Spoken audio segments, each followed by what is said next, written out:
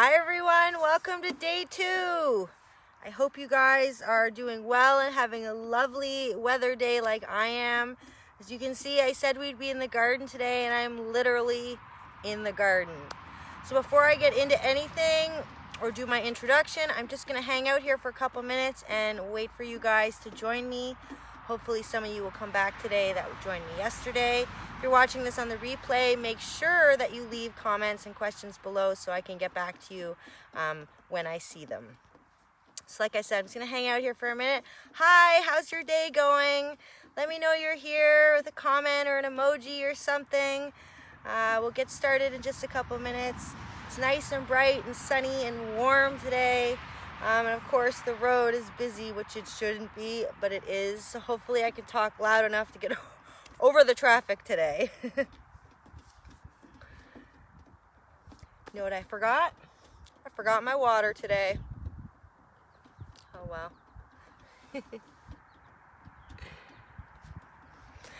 How are you today? Hi guys, how's everybody?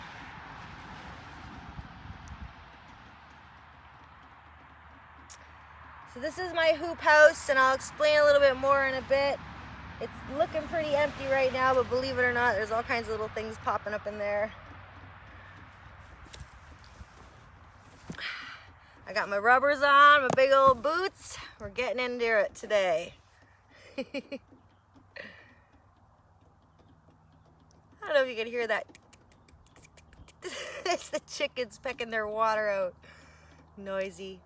Maybe tomorrow we'll be able to go see them. We're going to talk a little bit about composting, and they are part of the process. So we will wander over there tomorrow and have a look at the ladies if they are not hiding. Depends on their mood. They don't like me too much yet. I'm not here very much in the morning, so they don't get to visit with me. All right, guys, let's start our day 2. I'm super excited to get into the actual garden with you guys, so welcome. I hope you had a great day, and I hope you guys have sat down and laid out a plan for your garden and what you're planning to grow, what you want to grow, and you started to get something ready in your mind's eye so you can start planning, hopefully ASAP. So I also, on that worksheet, I put on there a little checklist for you guys to check out, just a few things to help you along if you're just starting out. I wrote them down here, of course, because my printer broke. So remembering to start your seeds, especially if they're over 50, 60 days long. You want to get them started right now. If you have a hoop house like this one, you can start some early stuff. Right now I have radishes, kale, lettuce, onions, and some flowers in here that are just starting to pop up. I worked this bed on the weekend and planted half of it, and the other half is going to be for actual seedlings that I have sprouted and ready to go. Probably this weekend they'll be in the bed. So I'll document it and show you guys as I go. So make sure you're starting your seeds, or at least preparing your space, getting everything ready to put in your little plants that you're gonna get. So you're all ready to go, and they're not waiting to go in their homes. They have their space ready and waiting for them. So if you're doing any kind of water collection or irrigation, get it in there before you're planting. That way it's all set up and you're not having to redig or re-find areas to put this stuff in. This is really going to help you later on. If you're not sure about irrigation, set it up now. For rain collection, a really good idea is just to set up a rainwater barrel, a garbage can even, anywhere that you have a greenhouse, if you have a shed. Collect a little water off of it and use it for your garden. That way you're not having to run hoses or have water out farther away from the house, if that's the case like mine is. And besides, rainwater is oxygenated.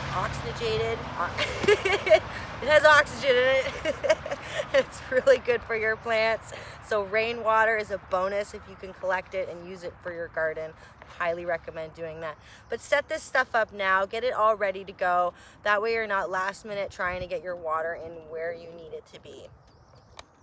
And then of course, build, set up, and create any kind of structures that you need. I'm going to show you guys how to create a little bit of a fence over there before this day is over.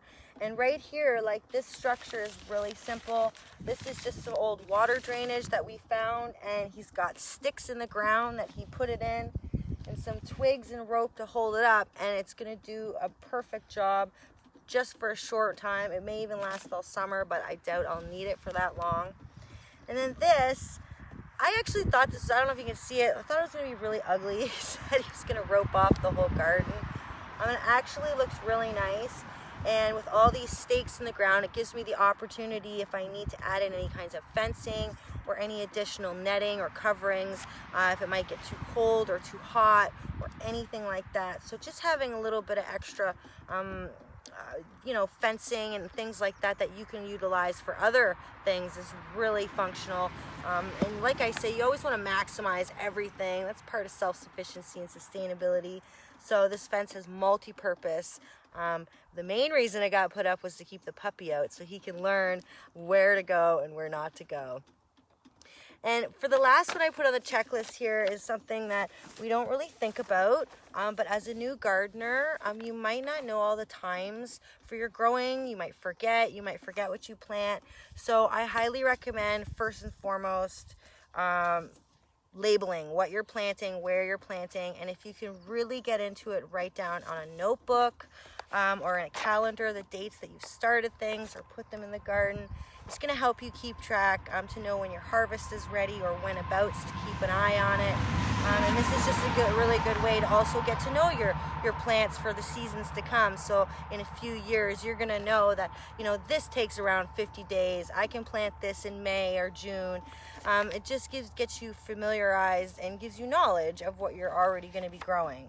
So I highly encourage, if you're brand new to growing, that you label everything and try to keep track as much as you can of when you're planting stuff. It's really helpful and it's simple, and all you need is a little notebook or calendar or a whiteboard or anything. And because I'm always using reclaimed materials, I make all my marker labels right out of sticks, just like this. You just literally shave the end off and write on it with a marker. This one's onion. I made 4. I got radish and kale, iceberg. I didn't make one for my flowers, but I know that they're in there. So just simple, easy, homemade, recyclable. It doesn't cost a lot of money, and if you don't mind the rustic look, I think it looks really nice. If you're a little more prissy and you need something a little nicer, well, then you'll have to buy some materials or get somebody to help you make stuff a little fancier. We're not fancy here on this homestead. We're just simple, and we use what we have. And we just happen to have all these materials, and we got a hold of a big roll of this a few years ago, and it's done all of our greenhouses, so it's been fantastic. So whatever resources you have and can utilize, I highly recommend that you do so. So we're gonna move over, and it's gonna be a little loud over there, I apologize, but I really wanna build this little bed with you guys so you can see how simple it is, and I'll explain how I started, because I did get a little bit started before today, and I'll do my best to talk over the traffic, and if you have any questions while I'm going through or comments, I might miss it. It is, you can see, nice and sunny out here, but I promise we'll go through after. I'll leave a little bit of time, and of course on Friday we have lots of time for Q&A, so if I miss it, if I can't get to it, write it down and come back on Friday, and I'll make sure that we get your questions answered. So this is the simple, easy way to get your things started right now, and like I said, it doesn't look like much is in there, but believe it or not, there's all kinds of little radishes popped up, onions, somebody dug out some onions, I see. What else has popped up? I see an odd kale has come up there, so I'm pretty excited. This should be a nice salad bed. In probably about a month, I'll be picking the radishes. So we're gonna move, and as we move, I'm gonna talk a little bit about what's going on in between here and there. So while I'm on the move, do you guys have any questions about what I just went over, or what I just showed you, or what's behind me? So this here, these here used to be 2 beds, 2 long hugelmounds that we actually, as you can see, have created into keyholes, and I'm slowly putting in some rocks, and I'll make it a little more decorative. But most of this garden right here, if you're planting a huge garden like this, you want to make sure that you're facing as best you can to a southern exposure. The corner of my property, right there's the corner, that's south. So most of this is just a little southeast. And the reason why is because you want that really warm sun all through the season. And for me, because we do permaculture and a little bit of food forest stuff, over here is my northern side where we are right now. Let's see if I can get you guys in place where I had it set up.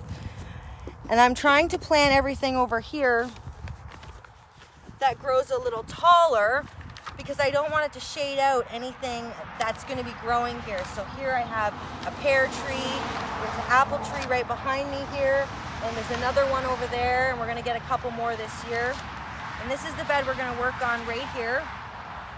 And what this is, it really was just a mound of grass, and I dug up, I'll put my gloves on in a minute, but I literally just dug up the top of it. You don't have to do this. You can do it right on top of the grass if you don't want to take that time. It took me 20 minutes with a small spade shovel to do this little section right here.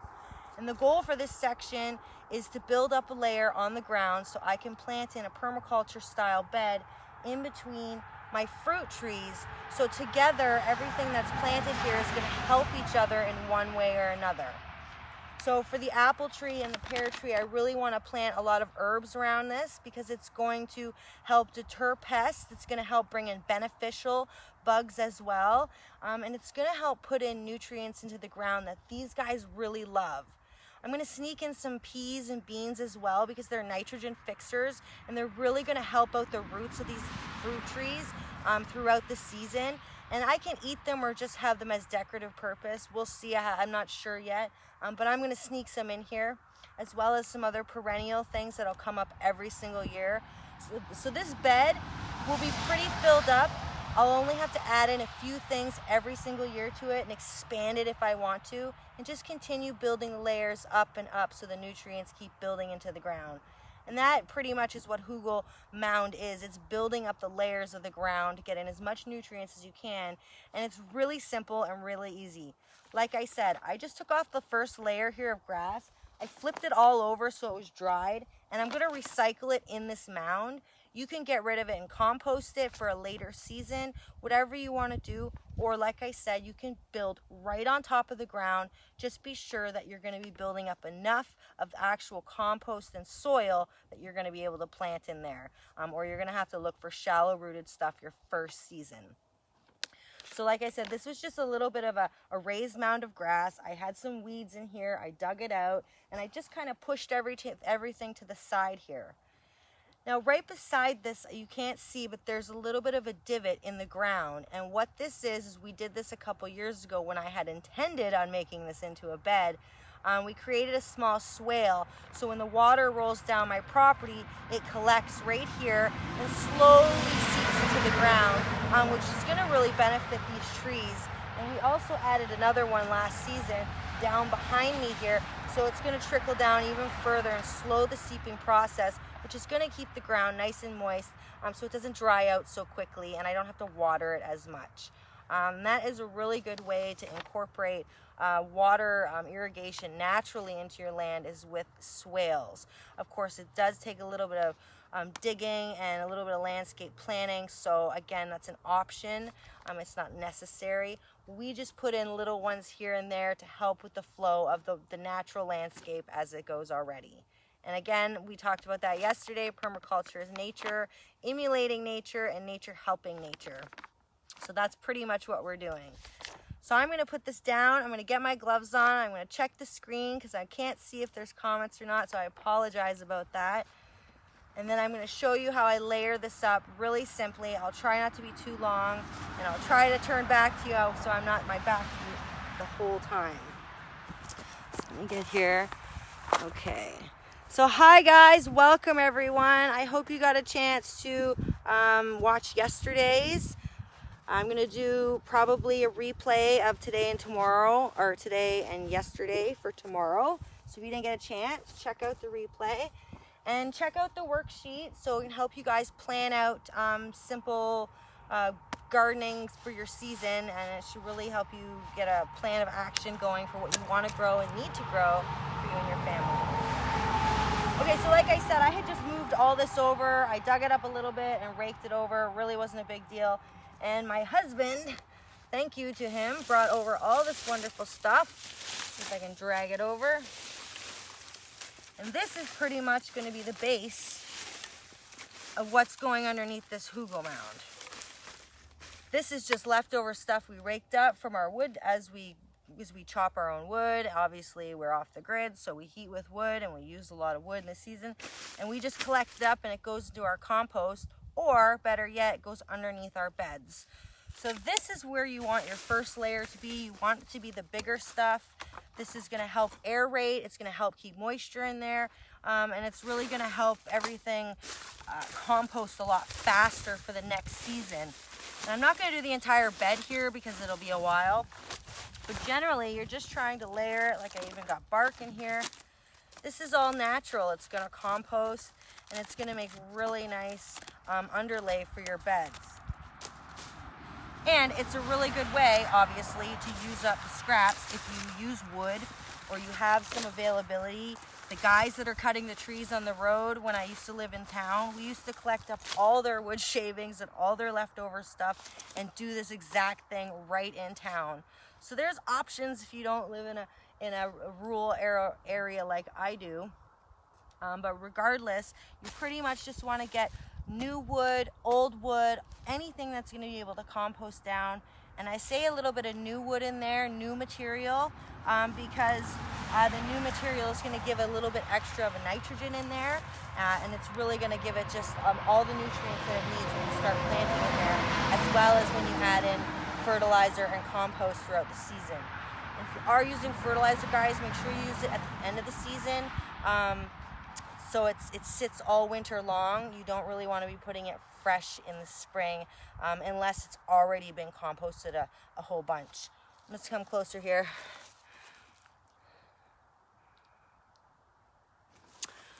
The solar panels, they run right into the house. We have a battery bank. I think there's about 10 batteries in there, and we have an inverter and a converter.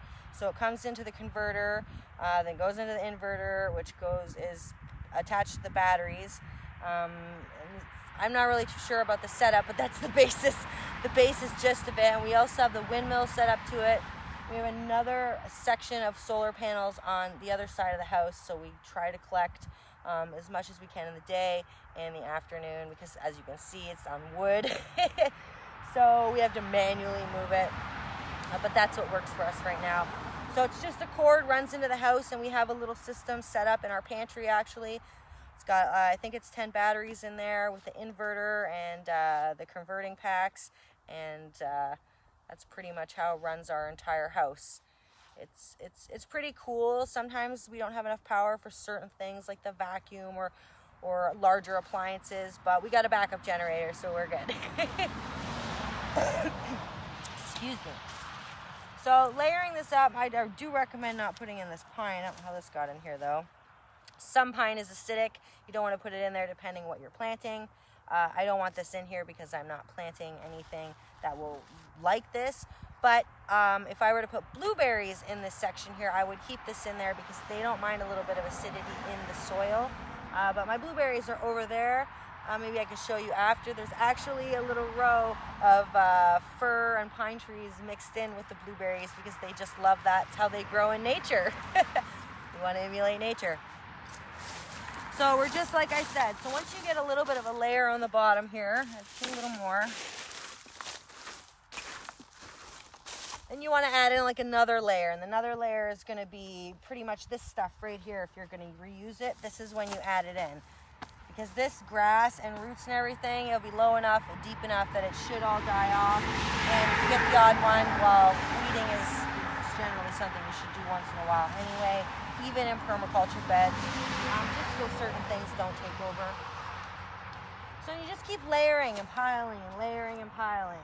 It's really not complicated, a little bit messy, but that's what gardening is about. And when I'm all done with this, it's going to be a nice mound that's going to run from my apple tree, kind of like this around me, to the pear tree right behind me. And it'll be a nice, like I said, a nice little hill. And I'll plant stuff on top, I'll plant stuff on the side, and I'll really want to mix it up so it looks like nature and not just, a fancy garden bed. I might put some mulch in here as well. I don't know if you can see, I have mulch all around the apple tree right now. I have some around the pear tree, but I cover it in soil. So, and you just literally just keep building layers upon layers.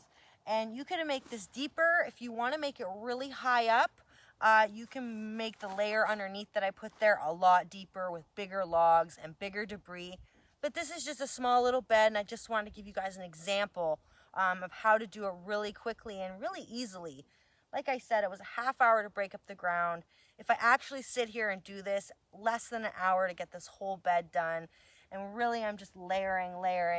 Then I have some compost, and then I have some nice soil to put on top. And it'll be ready for me to plant in. And it really only took a couple hours. And it'll be a really nice sized bed as well. So I see there's something on the screen there. I'm just going to come a little closer for a second. Really wish I had like a microphone and a thing to bring closer, but you know, I don't.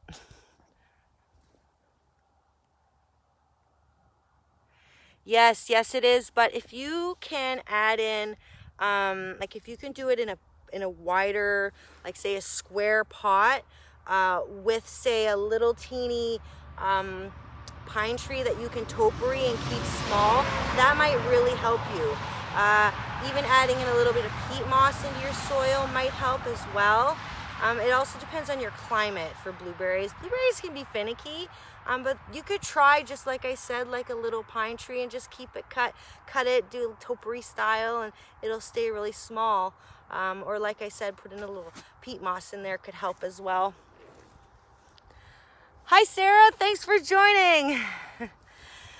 Brenda, I am here in East Coast Canada, and it is such a lovely day right now. I'm enjoying the heck out of it. It has been terrible weather. I actually wish I could have brought some plants out here to plant and show you guys exactly how I could put the whole bed together. But if I did that, they'd all be dead tomorrow. So we'll have to wait a few more weeks, maybe a month before I can actually do that. Okay, so I'm going to continue building this. You guys keep typing, commenting. I hope you're doing good. I hope I'm giving you some good information. And if I miss your question or comment, I promise I'll read through it after and get back to you.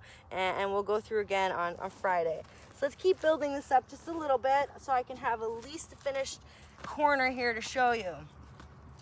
So did I bring my rake out? I did. So what we want for this is to get a whole bunch of dirt on here, not just the underlayer. Once we have a good build-up, then you can really decide what you're going to plant in here. If you're going to do permaculture, that's companion planting. So you want things that go nicely together, that help each other.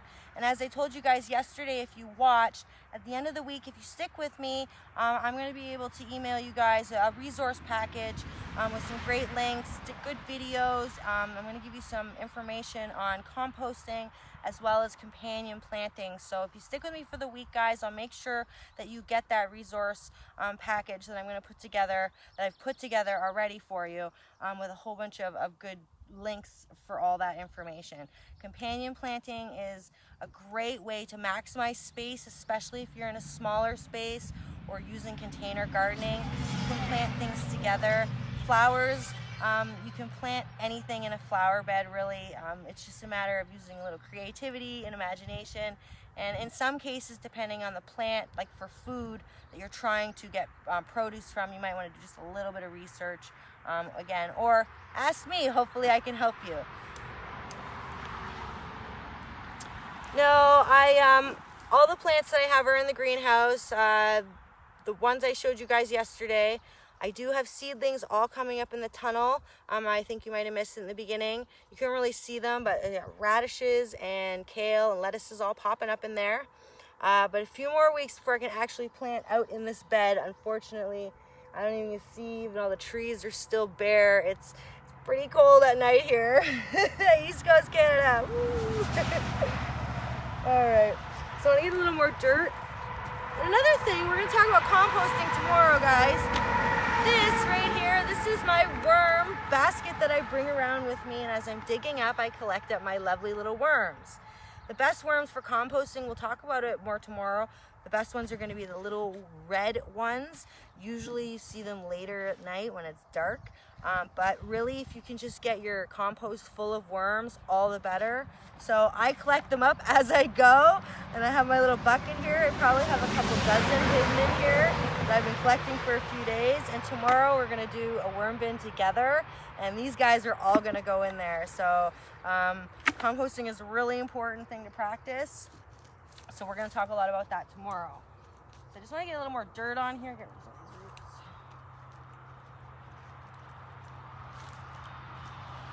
So, and as you layer, it's a good idea to pack it down just a little bit, not too much, because it's going to naturally pack down as it rains and as you are planting stuff in here.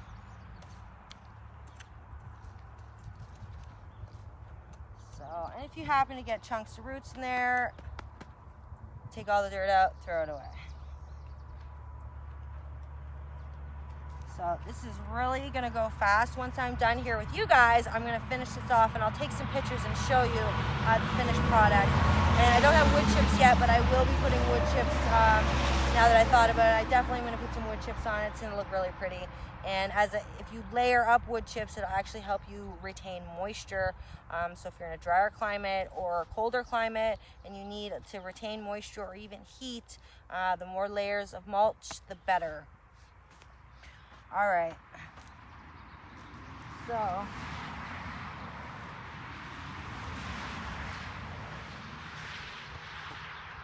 oh, got a worm. Gotta keep them. You see them, you keep them. That's the rule.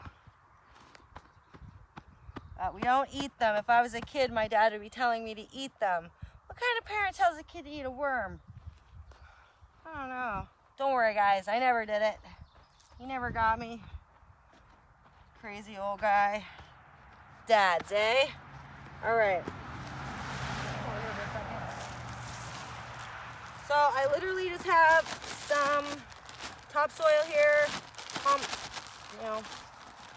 black earth. We are lucky enough that we have a composting plant not far from here, so I got this for a really, really good deal.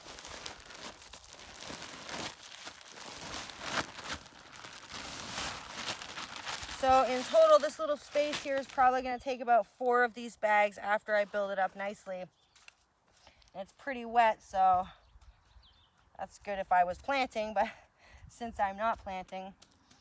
So I'm pretty well going to leave, like you can see, 3 or 4 inches on here because that's going to pack down more. And if I need to add a little bit more when I plant, I'll know then.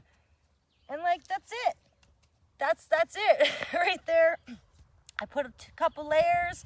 The higher you want, the more space you want, the more layers you're going to put under there. And you can get smaller and smaller with your debris before you put on any kind of dirt or compost. And you just keep building it up. And every year, the stuff that is here for the winter and dies down, I'm going to leave and let it compost itself, and I'll turn it in the spring. So I'm continuously building the soil. And that's really what we need to do, because my property here, this was just grass for 25 years, 30 years. Nothing was grown here, and yet the ground was so depleted of nutrients and anything good that we actually let everything grow for an entire season.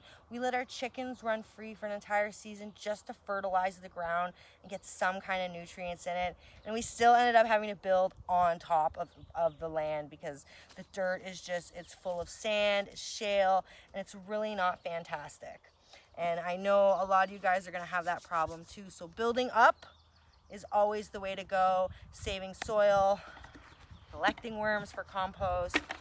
These are all amazing ways for you guys to have amazing gardens and have really good, rich nutrients going into your food. So I'm gonna come closer for just a second there because I think I missed a couple things. And then I wanna show you guys how we can make really, in like 2 minutes, simple fences, simple growing structures, out of nature, obviously. Let me get a little closer here. Okay. So how are we doing, everyone? Let me scroll through here.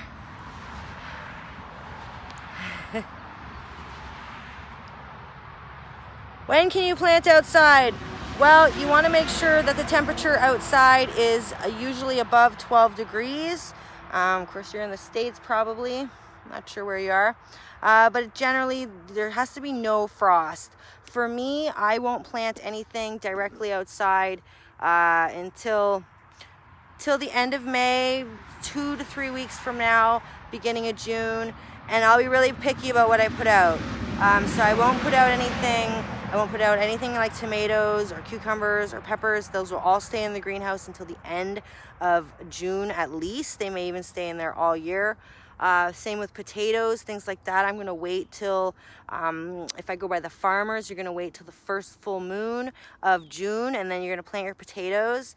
Otherwise, second week of June is usually the best time. So it depends on what you're growing and where you're growing, but for the most part, you want to wait till there's absolutely no frost. You want to make sure your nights are at least above 10 degrees, and your days they're nice. You know, you got nice weather, and it's not snowing, and you're not getting hit with frost or anything. So let's see if I can stand back for a minute and just give you a view. So you can see I already built it up about a foot from where I started, and I don't know, that probably took like 15 minutes. So it's not a whole lot to get your ground built up, to put in nice beds. And if you want to make it look really fancy, super fancy with rocks, I don't know if you can see that, but you can put boards around it and everything, and make it look really nice and sharp and neat and clean, or really rustic and crazy like me. So I don't know where I'm going to put you here because I didn't set this part up, but I think that should work. So again, these are sticks. They're called wood. And we got, just kidding, guys. Let me scroll through a bit here. Sunflowers. Yeah, let me read what you're saying. Yes, sunflowers are really good to plant if you can mix them in with other things. And they bring in other good benefits as well. Sunflowers bring in bees and birds that you want for your garden. The ones that eat all the nasty little critters, and the bees, of course, you need to help pollinate. Because once they're pollinating your sunflowers, they're going to pollinate all your vegetables. So sunflowers, in fact, I just started my sunflower seeds on the weekend. So if you're doing them from seed, start them now. Otherwise, you can plant them as soon as it's nice and sunny and warm, all the time. All right, so simple, easy fence here. Like, this isn't going to stay here. This is just a sample. But this is what I use to grow up peas. This is what I use for beans. For simple trellis, you can use the same method. You have 3 in a tripod and generally 1 in the middle, but you'll want to make it taller if you're doing pole beans.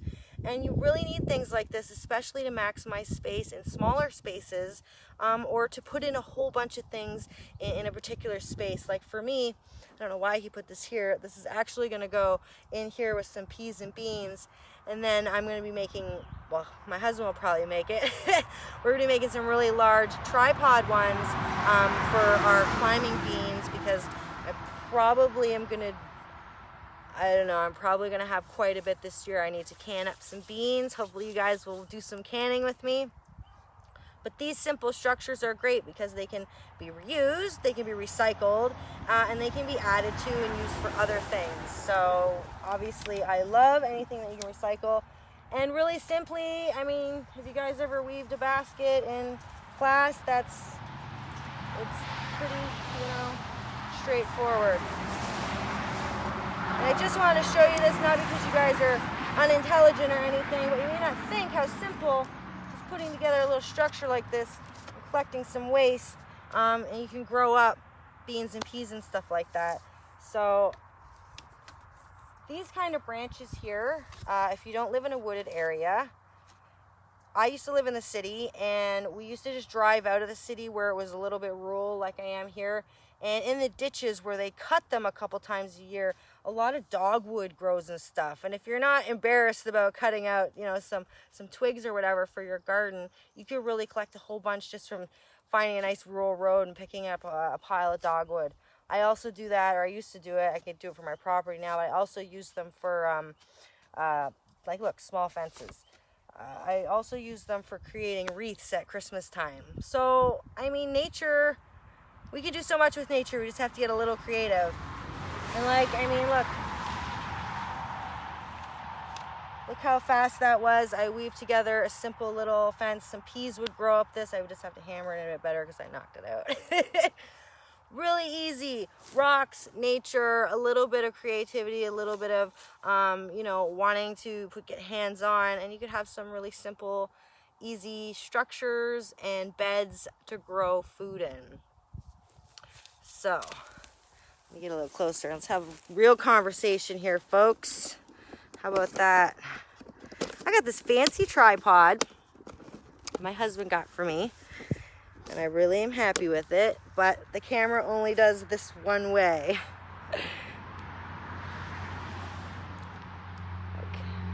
Okay. We actually only have an acre, believe it or not. This property is, the openness is about 3/4 of an acre, and then we have an acre of just trees surrounding us. We got really lucky with this property from where we sold our last place. Even though the house is kind of run down, this was an empty, there was nothing here. It was just grass. Literally, there wasn't a fence, there wasn't a weed, there was just grass and like dead grass. It was horrible looking. It was really cheap. So we bought it. Screw the house. We had spent 5 years building a house that we sold. So I was just like, screw the house, let's get into the garden. And this was it. It's got 2 driveways, it's got 2 wells, trees all around, a noisy highway, yes, but it has all this yard to work with. So we really got lucky. And I recommend, if you guys are looking to get off grid or buy more property, that you take some time to do it. I spent over a year looking for some property, and this one popped up, and I was on it. I got it, and literally, it went on the market. It was on the market for 3 weeks before I got it. So if you're thinking about that in the future, look now. Start looking now. That's my advice. How are we doing, Sarah? How are you today? How is everyone today? I hope you guys are having weather like this. This is just heaven for me. I'm in heaven right now. It's a noisy heaven with some trucks, but that's okay. So yeah, like, building up your garden, it may take a little bit of time. Awesome, that's so good. It may take a little bit of time, a little bit of energy, and maybe have to gather up some resources and a couple hands to help you here and there. But start slow and simply, and just think about why you want to start a garden: for food, for medicinal, for beauty, because beauty in itself, guys, is a healing property. So if you need that, do it for that as well. Yes! Go outside and plant stuff. Get in the dirt. Get your hands dirty. Normally I wouldn't wear gloves, but I'm touching my phone, so I had gloves on today. Yes, get some stuff planted. You guys know, I feel this is such an important skill, being self-sufficient. And food, I mean, we have to eat, right? Like, we have to eat, and being plant-based, I eat a lot. So I have to grow a lot. And I like to know where my food is coming from. I like to know what was put into it, and I'd rather my effort and sweat be put into it than somebody I don't know. And that's just why I feel it's so important that we get in the garden. And I think if you guys have kids or grandkids, that they need to get out in the garden too. When I lived in the city, I lived in California for a few years, and I'll never forget, somebody said to me, or I don't know what they said to me, but they said in general, oh, I got to get the meat from the grocery store. And I was like, yeah, meat doesn't come from the grocery store.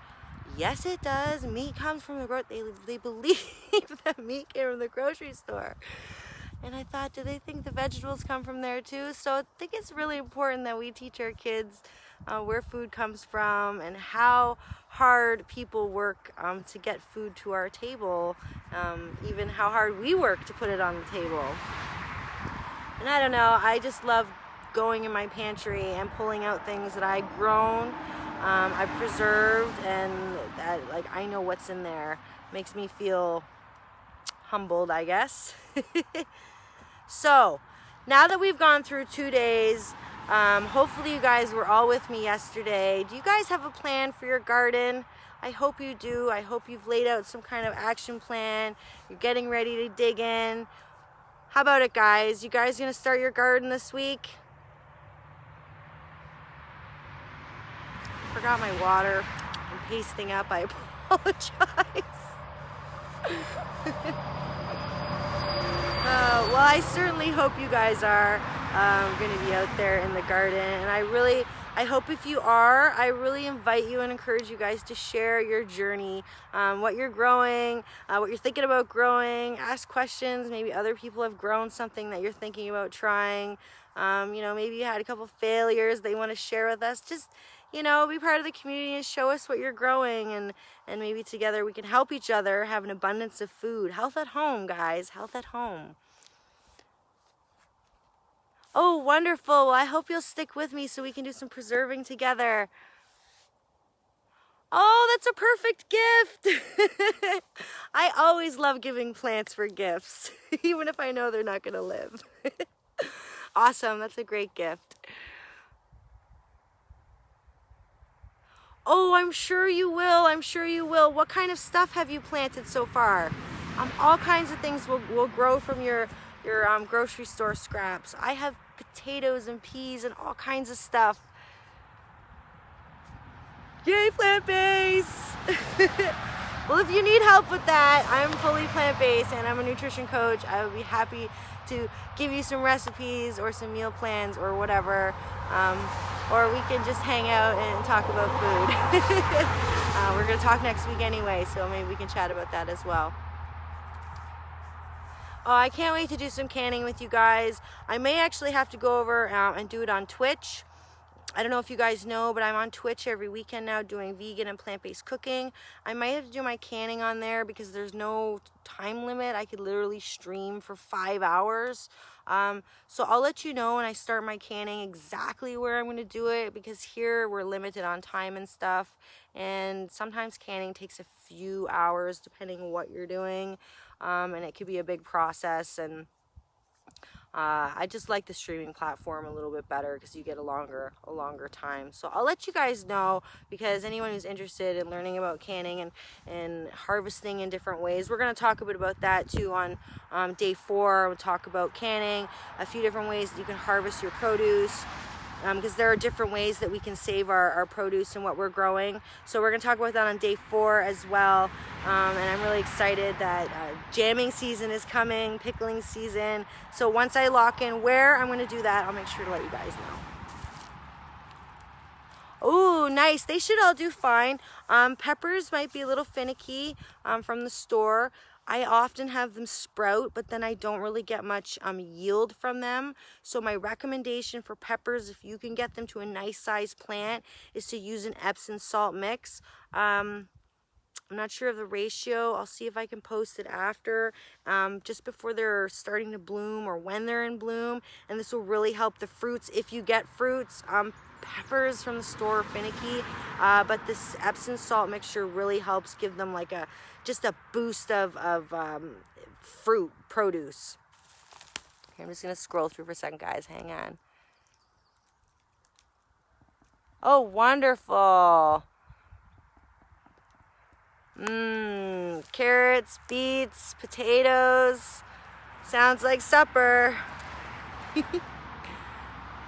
Yeah, some things will have to wait, unfortunately, due to the weather, depending where you are. But, I mean, that's the way it goes, right?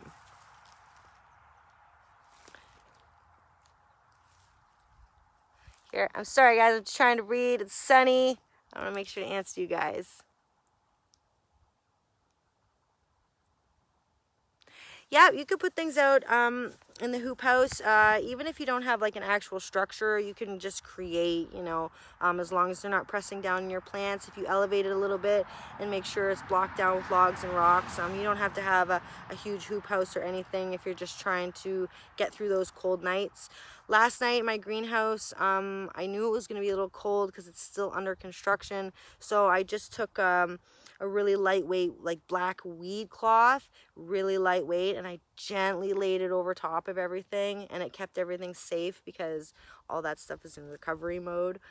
So just like a thin sheet, anything to throw over to keep a little bit of heat in there and frost off can be helpful.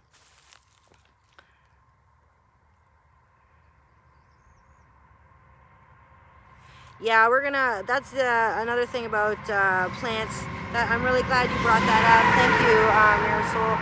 Hardening, for any of you guys who are brand new to gardening, you maybe never even heard that term before. Hardening is when you've started stuff inside or in a greenhouse even, and they really haven't had any exposure to the real elements, the real sun and the real wind. And what you want to do when you harden stuff is you want to put it outside for a little bit at a time, just to get it used to the elements. Depending on what it is, if it's a really sensitive plant like tomatoes and peppers and things like that, you want to just do it for a short amount of time, for a few days, and then you'll be able to have it situated to whatever environment you're putting it out in, as long as it's still not cold at night. So hardening is important if you're growing stuff inside, or you're growing stuff in a greenhouse that has like no circulation. Like mine has a little fan, but not too much. So often we'll harden things for a couple days just to strengthen up its stalks and its leaves. So when you put stuff out in the sun, it's not gonna wilt right over, and then the wind hits it, it's not just gonna break, it's, you know, building a little muscle. So that's what hardening is. Thank you for mentioning that. It's a really important thing to remember, especially if you started growing inside.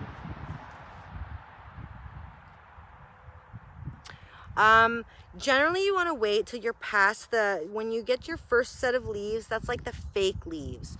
So when you get true leaves, you want to wait till they're a good size, or until there's another layer starting, or your best bet would be to look for roots coming out of the bottom. When your container is full of roots, it needs to come out, so that's the best time to plant it. But if you're really not sure, because the roots are there but they're not sticking out, make sure that the true leaves, especially the big ones, like they're big size, and there's another set started. That way it should be strong enough by that point. But what you're wanting, when you're planting them in those little cells, what you're wanting to build a root system. So when you plant it into another container or bed or area, it's nice and strong. So that's really what you're looking for, a strong root system. But if you're not sure, because sometimes those things are really long, it has to just make sure the top is strong, the leaves are strong, they look really healthy. Thank you for joining me, Sarah. I hope we can chat soon. I'm really glad you came. Have a great day. And thank you. Mwah. Sarah, she's wonderful. So I have no idea what time we're at. Anybody have a clock? I didn't bring a clock, a computer, my water. I just wanted to dive into this garden so fast, you guys. I don't know. Who cares about the time? Let's walk around before... Okay, so I'm going to take you off my stand for a minute here, folks. And I'm going to turn my camera. I think it'll let me? No, it won't. It won't. All right, I'm back. Okay, so here I was building another compost. I think I showed you guys before. So as you can see, twigs and sticks. And I just start filling in debris. I have to do this side. I've been kind of busy and haven't got to it. But I put these around the yard, so it's good. Awesome. Oh, what was I saying? I don't know what I was saying. Oh yeah, I dot these around the yard, so I don't have to be dragging my compost everywhere. A lot of people like to have a stationary composting section. Thank you. So we got a few more minutes before they kick me off. So I put them around my yard. That way it's easier for me to access, and I don't have to, I don't know if you can see, but there's a lot of ins and outs of the garden. Ins and outs. So I put them little ones here and there, and it's easy access, and they're there when I need them next year. So if you can do that, I highly recommend it. I'm trying to get over my blueberry section here. We just recently started. Let me see. These are all raspberries. We had a big bushel of them. My husband separated them all and gave them their own little home. All right, so here's the blueberry section. You can see I have all the little trees in there. And that's because when they grow in nature, they actually usually grow right underneath these trees. So we put them in here, and although they're brand new, they're getting their little leaves on them. So probably by beginning of July, I'll be picking some blueberries. Thank you. My clock just came out. So we have lots going on. Here's the other compost. I have it nicely filled up now, and I'm going to add in the second round and fill it up. Here we have some grapevines that have yet to come back to life, so I'm excited to see those. In this bed, we like to dot things with everything, so in this bed behind me, we have a few blackberry bushes, and there's also some coneflowers and stuff that are going to be coming up in that second bed over there. So mix and match, guys, mix and match. So before I head out, does anybody have any more questions? There's got a couple more minutes before they're going to kick me off here. So if you do, please type them in there. And if not, if you have any questions that you want to save for Friday, same time, I'm going to come back. We're going to do a little bit of a recap of what we've talked about all week. We'll do some Q&A, and then we'll talk about maybe how some of you guys can move forward after the workshop. So I'm going to collect up my stuff here. I'll have to go back there and finish that bed after I get some water, folks. I can't believe I forgot my water. Oh my goodness. I won't do that tomorrow. So tomorrow we're going to talk about composting. We're going to do a worm bin together because my old one is just gone kaput a few years ago and I haven't replaced it. So we're going to do one actually together with 2 rubber totes. If you guys actually want to get your materials and do it with me, that would be fantastic. We need 2 small rubber totes, both the medium-sized ones but the shallow ones, a couple holes in one of them, and we need some shreddings and some debris and some worms and some food. So we're going to do that tomorrow. We're going to talk a little bit more about different composting for different things because I don't compost my chickens with this or that. So we're going to talk a little bit more about that tomorrow because composting is really important. Even if you're not really growing a heck of a lot, we eat food and we produce a lot of waste. So composting is just a great way to reduce waste in general. So I see there's no more questions. That's okay. It's fantastic that you guys stuck with me and hung out for this hour. I really thank you and appreciate your time. And I hope you guys are filling out that worksheet so you can have a plan to start your garden. And if any of you want to book in a free session with me for some one-on-one to help you with your space, you're not maybe sure how to do it or where to get started, let me know and I can book in a time for you. I have some time available. I would be so honored to help you guys plan out your garden space. So let me know. Either way, I'll be back tomorrow, same time, out in the garden, and we'll get into some compost and a little bit of the nitty-gritty of gardening and homesteading. And hopefully we can visit those ladies. They'll be out and we can see what's happening with the new chickens. So you guys have a great day. Thank you for hanging out. Thanks for the conversation and the questions, and we'll see you tomorrow. Bye, everyone.